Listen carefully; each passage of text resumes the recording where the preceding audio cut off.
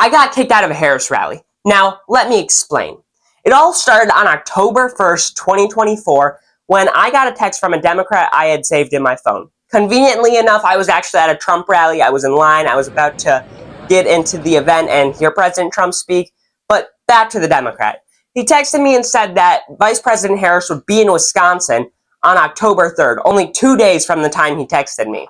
Now, this was a shock and a joy for me because I tried so hard to go hear President Biden speak in person, and I called 20 Democrat parties from around the state to see if they had any clue how I could get tickets to hear President Biden speak.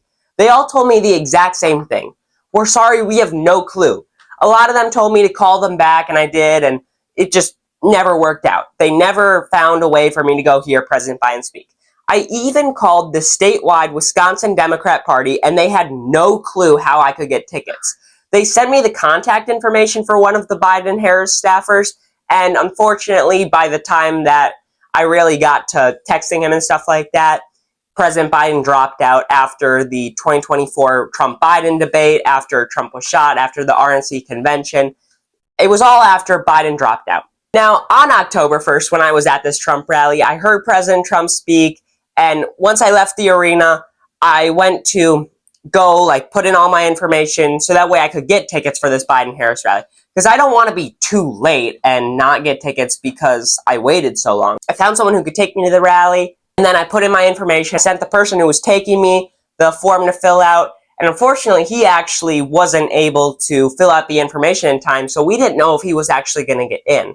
So the day of the rally comes, I leave school early. We are on our way to Kamala Harris's rally right now, and it's time to see, is Kamala Harris really like what the media depicts her to be?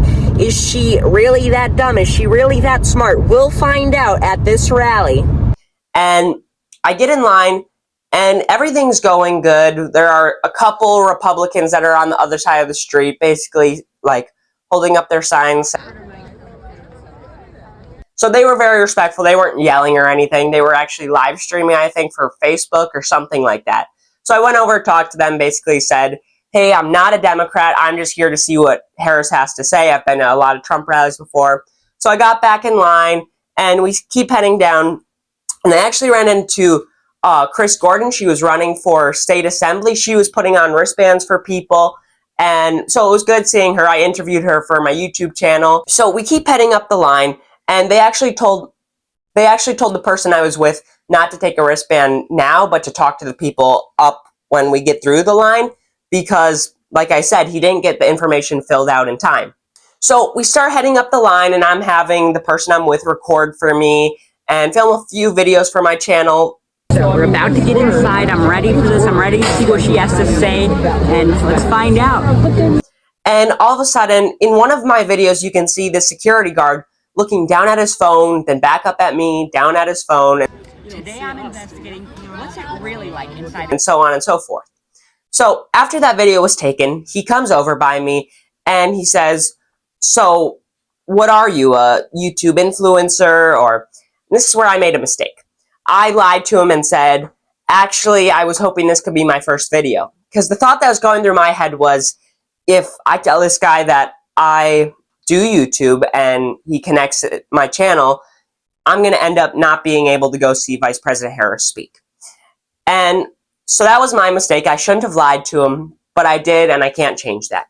So he goes, okay, and then he walks away, and I'd say about 5 minutes later, when we're a little further up in the line, I'd say we're about 10 people away from the metal detectors that are the last stop before you get into the rally.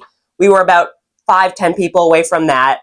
And he comes up to us again and he goes, can you step aside with me real quick? So I do, because what else am I going to do? And he looks to me and he goes, who else are you here with today? And I said, my brother. So he pulls my brother aside and he looks to me and he goes, who else are you here with? And I said, no one. He said, are you sure you're not here with anyone else? I said, yes. He goes, are you 100% sure this is the only person you're here with today? I said yes. Then we waited for about a minute. It was total silence because we're waiting for him to say something to us because, well, he pulled us aside.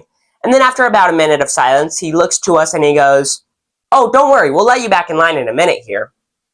So another 2 minutes of silence goes by where I'm worried. I'm not sure about the person I'm with. I'm worried that we're not going to get in and that he's going to call someone else over and we're just not going to get to go see Vice President Harris speak. So after about 2 minutes of silence, he goes, "You guys can get back in line now." So we did, and we're about 2 people away from the metal detectors now. And he comes back up to us, and I'm thinking in my head, we're going to be asked to leave. So he comes up to us and he goes, we're about 2 people away from the metal detectors again. He comes up to us and he goes, "Just so you know, when you get inside the rally, we'll have somebody watching you to make sure you're not causing any disruptions while you're in there."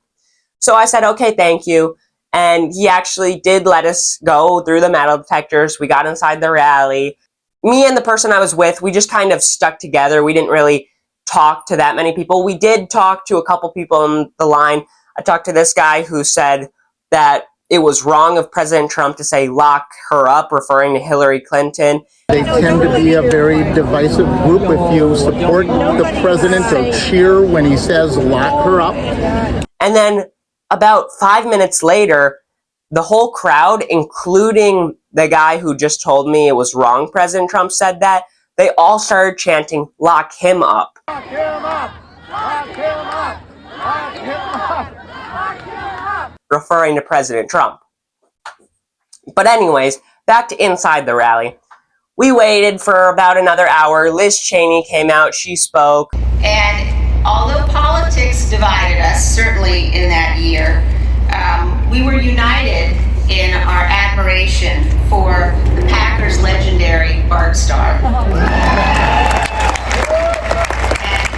And then a couple other local people came out.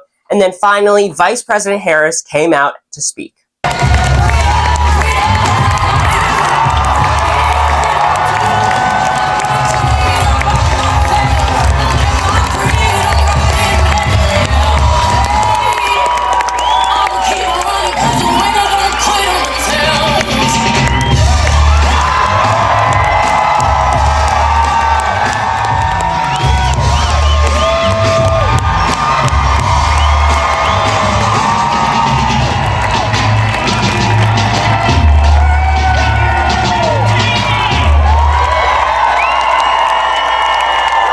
She came out and spoke, and this is why I say the statement that I've said to so many Democrats and Republicans I've talked to. The whole 2024 election, whether you liked him or hated him, was about President Trump. Vice President Harris, her whole speech almost was about how President Trump is going to take away this right, that right, and how President Trump's not fit to serve. The only real thing I remember her saying a policy of hers was giving more money to Ukraine. She spoke for roughly 15 minutes and then left. I get it, she's the vice president and is very busy, but 15 minutes. I was relieved. I couldn't believe we got to see her speak because we almost got kicked out of a Harris rally. Subscribe if you love America.